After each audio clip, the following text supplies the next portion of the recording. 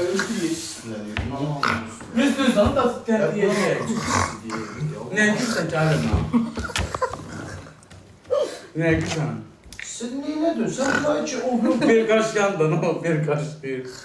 Hay babaş. Göyərtin zat çıxart.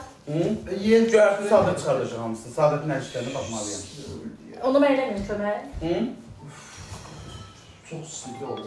Artı 972, 540. Qızın xalatın pisdir. Yo, hatta.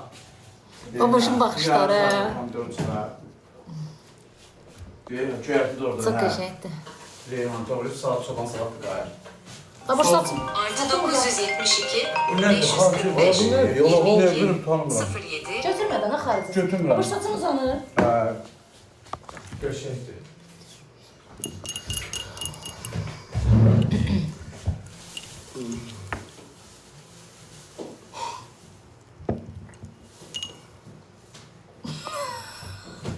Yok nedir? Hı? Yok nedir?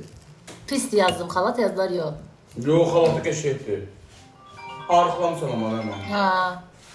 Maşallah sizə, çok sağ ol. Hamı mədir arxasında, mən inək boyda olmuşam ki. Sırtık ne? Şortik. Ha şortik sağ olsun baba. Arıq pisdir. Bomba şortik. Baba, Sen arıq o. pisdir. Hı? Zordu. Yox. Ha Deyirsən, geçen baba arxasında şort. arıq pisdir. Köşekti. Nədir elə? Arı şeydir. Ha? Hə. Sənlə deyirəm, arı. Hə. Yox, arıq pisdir. Ne şey? Arıq pisdir, nə olur? Yox, qəşəngdir, arıq.